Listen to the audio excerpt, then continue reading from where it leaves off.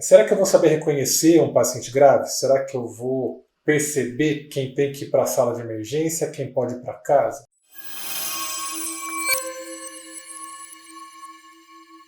Atender a um paciente numa situação de emergência exige calma, preparo teórico, treinamento, experiência. É preciso perceber as prioridades. Prioridades no sentido de saber quem precisa ser atendido primeiro e quem pode esperar. No vídeo anterior, o Paulo falou sobre dicas para quem está dando os primeiros plantões. Se você não viu, eu recomendo que veja. Tem bastante dica importante por lá.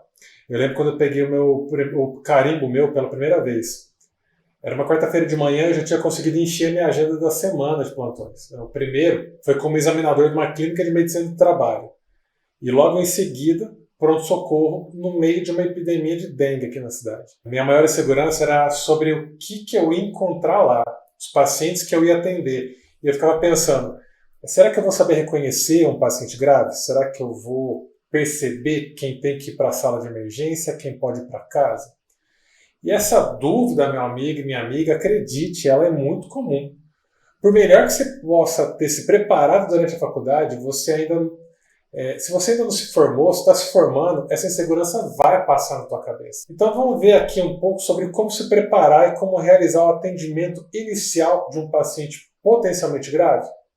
Olha só, primeira coisa que você deve se lembrar. Quais são os achados na história do paciente que vão te fazer pensar sobre a possibilidade daquele paciente ser um paciente de emergência? Rebaixamento do nível de consciência, respiração maior que 30 ou menor que 8, com uso de musculação acessória, saturação menor que 90, frequência cardíaca maior que 100 ou menor que 50, sistólica maior que 90, enchimento capilar maior que 4,5, precordialgia, febre com suspeita de neutropenia, suspeita de obstrução de via aérea, alterações neurológicas, com déficit motor, afasia, confusão e delírio, intoxicações agudas, hematêmese, enterorragia ou hemoptise e dor intensa, principalmente dor intensa desproporcional. Nas situações de emergência em potencial, o protocolo deve ser o mesmo, seja no PS, seja nas unidades de internação. Chama ajuda, auxílio da equipe de enfermagem, pede o carrinho de parada, checa o pulso, checa a via aérea, checa a respiração. Daí para frente, MOV, monitorização, oxigênio, veia e exames. Com a monitorização, você obtém os principais sinais vitais. Oxigênio suplementar tem que ser oferecido se a saturação for menor que 90, ou se o paciente estiver em risco de hipoxemia, como pacientes com DPLC exacerbado ou uma insuficiência cardíaca com dispneia. Um acesso venoso calibrado tem que ser garantido de preferência com um gel com 18, 16 nas veias anticubitais ou até na jugular externa. Veias calibrosas permitem uma infusão de medicação mais eficiente e tem menor risco de flebite.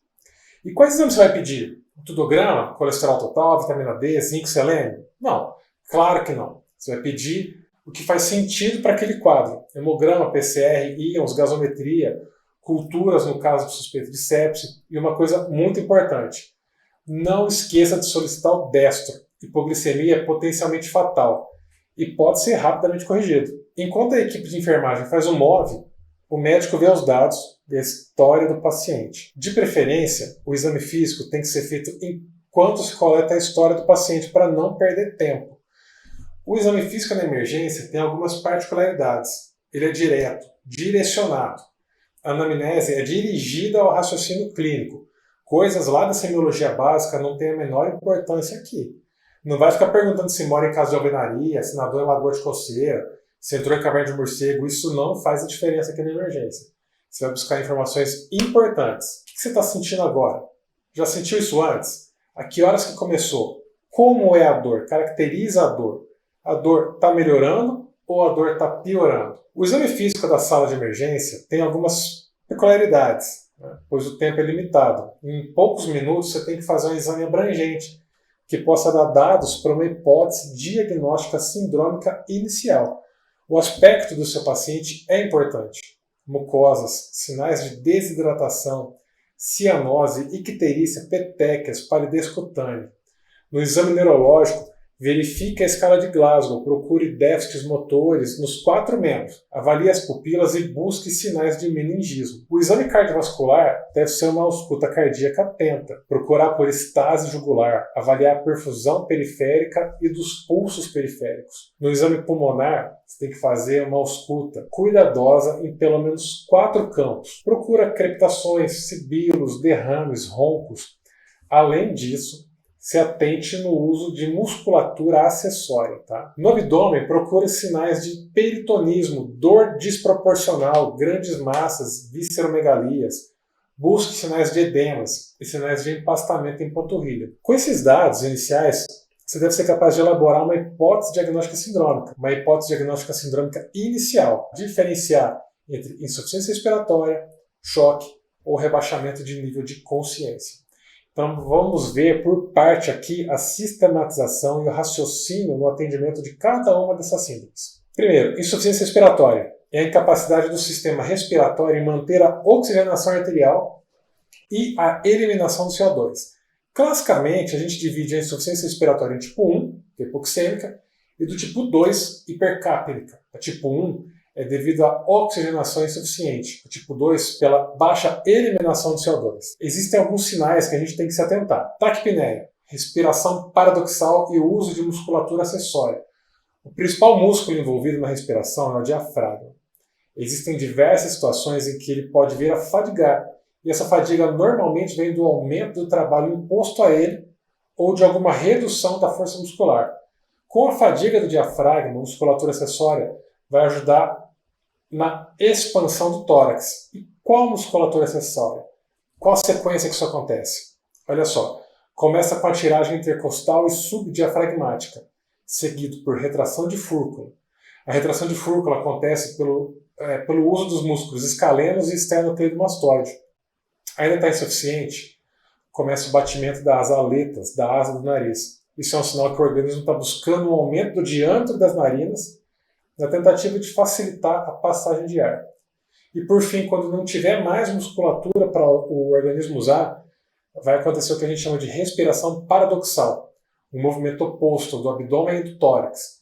Quando isso ocorre, quando a respiração paradoxal ocorre, é questão de minutos para a parada respiratória. Sibilos sugerem broncoespasmo. Em pacientes mais idosos com antecedente de tabagismo importante, você tem que pensar em DPLC exacerbado. Além disso, sibilo também pode ocorrer em corpo estranho, nas vias aéreas, congestão pulmonar ou embolia pulmonar. Estertores crepitantes sugerem preenchimento do alvéolo e podem sugerir um quadro pneumônico ou então congestão pulmonar. Fica atento, nem toda crepitação é edema agudo pulmonar. Tá certo? Por fim, temos os sinais tardios, como alteração do nível de consciência, cianose, sudorese e taquicardia. Então, vamos sistematizar o atendimento desse paciente? Como sempre, MOVE, monitor, oxigênio, veia e exames. ABCD primário com anamnese sucinta e focada no necessário para a história. Tem sinais de parada respiratória iminente? Prepara para entubar. Para oxigênio com o melhor dispositivo disponível. Pode ser uma máscara facial, com ambu ou com uma VNI. Na VNI você pode deixar o paciente pré-oxigenando, enquanto você prepara os materiais. Se não tem disponível, usa a máscara facial ou então um ambu. Fluxo de O2 bem elevado, O2 a 100%. Se o paciente conseguir colaborar, você pede cerca de 8 inspirações profundas. Caso contrário, você vai pré-oxigenar por 3 minutos. Fica mais tempo que isso não vai fazer teu paciente oxigenar mais de 100%. Combinado? Avalie rapidamente sinais de via aérea difícil. Tenha um plano B e oriente a tua equipe sobre os planos em caso de ter alguma dificuldade. Capricha no posicionamento. O posicionamento adequado é para todos. Mantenha o polo auditivo alinhado com o externo e use a posição olfativa. O posicionamento correto já vai melhorar drasticamente a tua laringoscopia. Tem alguma suspeita de pneumotórax hipertensivo? O murmúrio está reduzido, abolido? Tem hipertimpanismo, alteração da hemodinâmica, desvio traqueal? Faz a punção de alívio. As diretrizes mais recentes já orientam a punção do quinto espaço intercostal na linha hemiclavicular, no mesmo lugar onde vai passar o dreno de tórax posteriormente. Outra linha de raciocínio. Não tem sinal de parada respiratória iminente? Dá tempo de iniciar medidas de estabilização inicial. Solicite exame diagnóstico enquanto você investiga a causa provável. Solicite sempre um raio-x de tórax e uma gasometria arterial. Se for possível, uma tomografia de tórax vai ajudar muito no diagnóstico diferencial. É uma insuficiência respiratória tipo 1, hipoxêmica? Busque por sinais de choque. Edema agudo de pulmão, pneumonia, SARA, derrame pleural volumoso. É do tipo 2, hipercápnica? Você vai ter que procurar uma redução, você vai ver uma redução no drive respiratório, fadiga muscular, obstrução de via aérea. De modo geral, usa oxigênio suplementar para manter a saturação marco 90 com dispositivos adequados. Tem desconforto respiratório ainda? Se tiver estável, VNI, ventilação não invasiva, até que a causa do problema seja corretamente tratada. Segundo a síndrome clínica na emergência, choque. Antes de qualquer coisa, a gente tem que esclarecer uma coisa. Choque é diferente de hipotensão. Isso pode ser surpreendente para algumas pessoas, mas nem todo paciente chocado está hipotenso. A hipotensão é uma pressão arterial abaixo do normal, e esse normal pode variar de pessoa para pessoa. O choque é uma incapacidade do sistema circulatório em manter o equilíbrio entre a oferta e o consumo de oxigênio. Então, em situações de baixo débito, independente da causa, o organismo vai dar preferência a manter a perfusão de órgãos nobres, como o cérebro e o coração. Quais situações comuns que levam a um baixo débito? Síndrome coronariana aguda, hipovolemia, choques obstrutivos, como pneumotórax hipertensivo ou tamponamento cardíaco. A avaliação das extremidades vai te trazer informações valiosas. A compressão digital tem uma significância clínica sensacional. Você pode pressionar a extremidade por 15 segundos ou então pressionar rapidamente. Pressionando 15 segundos, você espera que a perfusão volte até 4 segundos e meio. Pressionando rapidamente, você espera que volte em 3 segundos. Tempos aumentados refletem uma redução da perfusão e da oxigenação tecidual, com uma correlação clínica direta sobre os níveis séricos de lactato. A redução da temperatura da extremidade também sugere um baixo débito cardíaco. Outra forma de avaliar os sinais de baixo débito e hipóxia tecidual é usando o Motley Score, que nada mais é do que uma gradação de liveta reticular a partir do centro do joelho. Motley é avaliado entre score 0 a 5, variando conforme o liveto aumenta a partir do centro do joelho.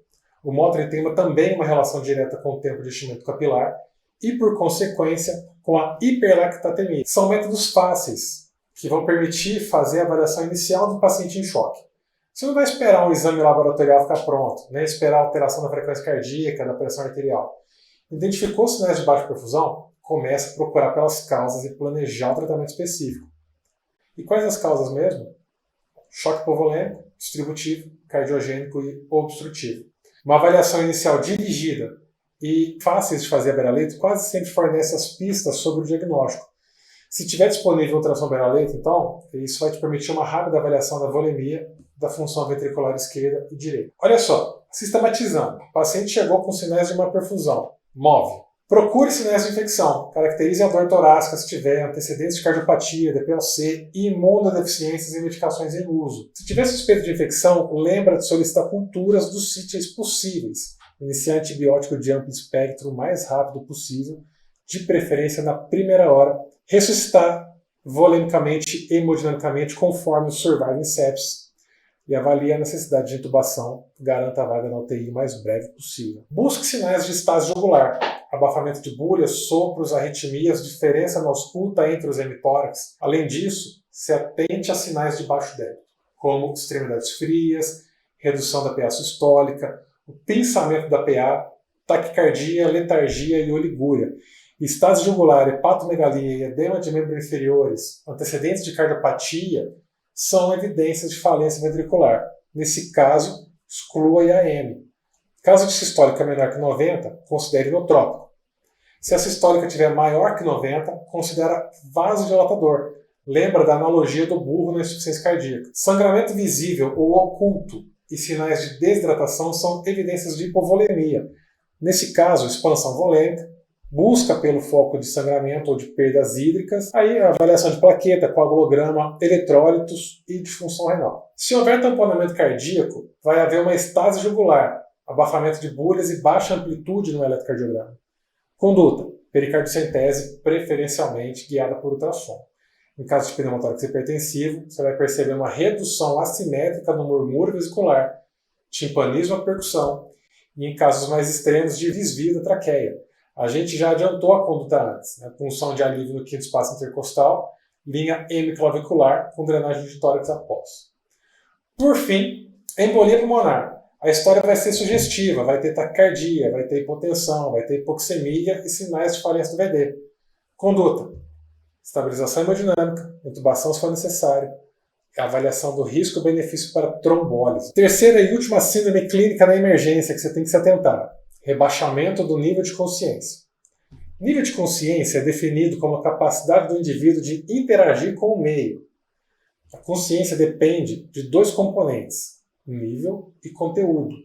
O nível de consciência diz respeito do indivíduo estar desperto ou não, de responder verbalmente a um estímulo de dor e de dar uma resposta física. O nível de consciência depende da integridade do sistema reticular ativador ascendente. O conteúdo da consciência é a capacidade de atenção do indivíduo, da sua orientação no tempo e no espaço, da sua capacidade de raciocínio. Esse conteúdo de consciência depende da atividade cortical superior. Tá, e o coma? O que é coma? Coma é a incapacidade do indivíduo de responder ao ambiente, mesmo com estímulo vigoroso. De forma geral, as causas de alterações da consciência dividem-se em estrutural e metabólica. As estruturais são causadas por doenças neurológicas primárias que comprimem ou destroem o sistema reticular de ativação ascendente. As metabólicas levam ao comprometimento apenas funcional e são as causas mais comuns. O exame pupilar é importante. Avalia a forma, o tamanho, a reatividade à luz. Pupilas midriáticas fixas bilateralmente indicam lesão no mesencéfalo. O uso de barbitúricos geralmente leva a pupila midriática, com reflexo motor presente, mas reduzido. Miose bilateral, com pupilas pontiformes, com reflexo motor preservado, é sugestivo de lesão da ponte. O uso de opioides e encefalopatias metabólicas. A anisocoria pode indicar herniação de únculos, uma situação de extrema emergência. O exame motor permite uma melhor separação de causas estruturais de causas metabólicas. Causas metabólicas apresentam achados simétricos e causas estruturais, em geral, achados assimétricos. Outro ponto importante é a procura por sinais de irritação meníngea, rigidez de nuca, sinais de Kernig-Brudzinski. Tem que ser feito na avaliação neurológica. A presença desses sinais positivos, esses sinais sendo positivos, reforça a hipótese de uma meningoencefalite. E tem que iniciar o antibiótico empírico, realizar a tomografia e punção licórica na ausência de sinais de hipertensão intracraniana. Combinado? Em caso de suspeita de encefalopatia metabólica, a gente tem que pedir hemograma, sódio de potássio, cálcio, magnésio, ureia, creatinina, glicemia, transaminases e bilirrubinas. Hiper ou hiponatremia, hiper ou hipoglicemia, hipóxia, encefalopatia hepática, urêmica, intoxicações devem estar sempre na lista de hipóteses durante o raciocínio clínico. Outra coisa, pense em sepse. A encefalopatia séptica é a principal causa de encefalopatia metabólica, principalmente de idosos. Na suspeita de intoxicação, solicite o rastreio laboratorial se estiver disponível. Paciente com déficit focal ou crises convulsivas também tem que ser submetidos a TC de crânio e, se necessário, coleta de líquor. O estado de mal epilético tem que ser sempre lembrado. Ele pode ocorrer sem mioclonias, tá? E o período pós-ictal se apresenta como um rebaixamento do nível de consciência transitório. Sempre pensa nisso. Se após a avaliação inicial você ainda estiver sem nenhuma hipótese diagnóstica, não deixe de solicitar uma tomografia de crânio, coletar o líquor e avaliar a necessidade de um eletroencefalograma. Fica ligado nos nossos canais, manda pra gente suas dúvidas. Manda suas sugestões. Espero que você aproveite muito esse conteúdo, que você comece a perder o medo da plantão, que comece a pensar um pouco melhor no atendimento inicial do paciente grave, que você possa ajudar ele nos 5 piores minutos da vida dele. Um abraço para todos, até a próxima.